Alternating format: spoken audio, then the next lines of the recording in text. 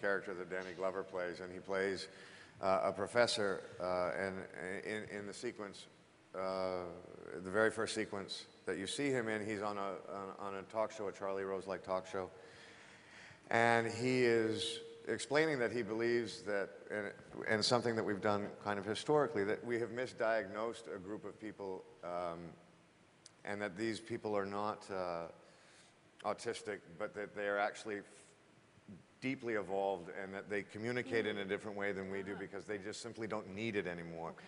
And there was something so hopeful about that to me, and that we could learn from a character like this, and that was the mystical quality of the piece, Right. and it was really delivered by Danny Glover beautifully in the show, and that was something that I was attached to very strongly when we first started. But the idea that it has some tethers to science doesn't disallow us from taking creative license and positing a theory out there that we can hang a show on, which is that there's these extraordinary abilities out there that some people have to see how things are connected. Yeah, yeah.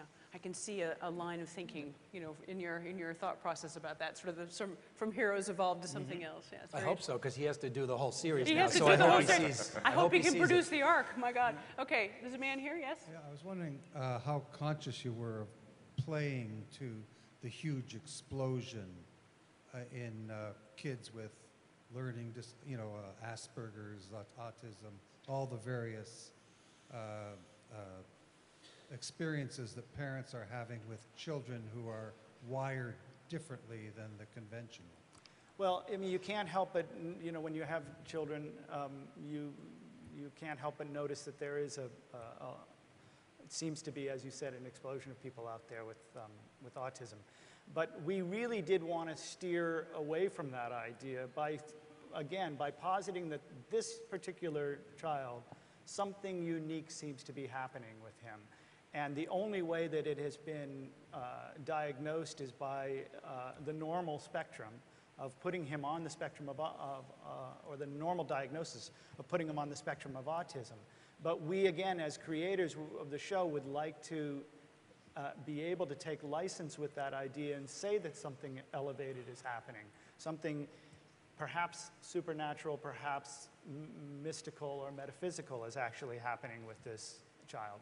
And so in that respect, we untether ourselves from the idea of autism. And yet, obviously speaking to the drama of and the emotion of what it's like to have people misunderstand people of special needs. Yeah. Let's talk about it's a mid-season, so it's 13 episodes, right? For the first, Yes. at least for now. Is that a problem or is that a benefit? I mean, who wants to start with that? Tim? From my standpoint, it gave us a longer runway to make the show, which is always a terrific thing. And it seems like the fall lineup is a complicated one. You line up at the starting line, and everybody beats each other up for a few weeks, and you know, somebody's left standing, and this perhaps gives us a chance to be out there launching when we're not competing with such a narrow slice of promo and press and attention of the audience.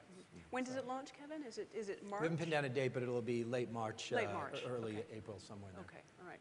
And so as you say, it's a different launch pad. So for creatively, it was probably better for you as well. Yes, creatively, it's fabulous to have time to incubate an idea that is not a cookie-cutter show. It requires some real And the thinking market, about it. we want to get out ahead of it, and that's what we'll do with our international partners, is begin sharing material so we can get out way ahead of it. Got it. And I don't want to put you on the spot here, but when did you start thinking about Kiefer as the star, or did that happen with the phone calls? And Well, I mean, what was the Kiefer's, secret sauce that worked? I didn't have any idea of whether Kiefer was ready, willing, or able to come back into the television world.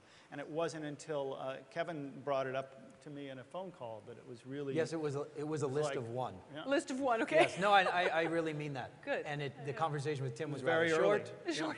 And we really had to He figure asked out me, I what said plan yes. B was if he said no. Yeah, yeah, exactly. And thank God he got hooked by page 25. And we didn't have to go through that process of which can be a long and frustrating process, trying to find a star. It was very early. It was immediate after reading. Yeah. Well, and I promise you, whoever else they would have gone to, they'd have been doing it. You know, it read like that. Yeah, just gripping, yeah.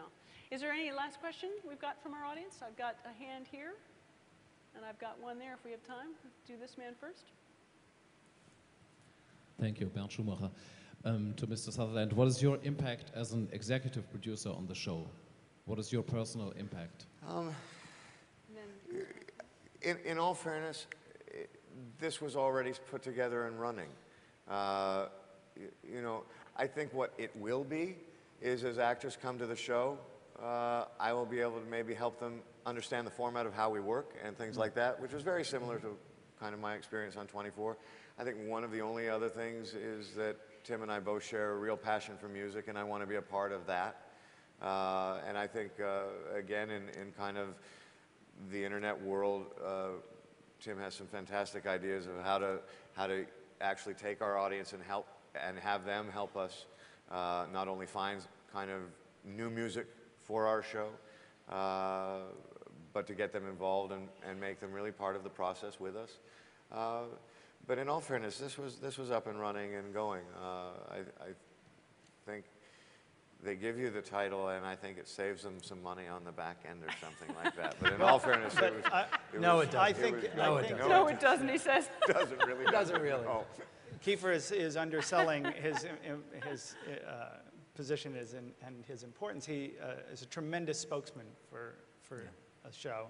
Also is a filmmaker and has worked in the business for long enough to have established relationships with key creative people that he has been able to influence to come play with us. And so those are phone calls at a high level that require somebody who is not simply taking this as a day job, but has a real stake in it. So we're going to see original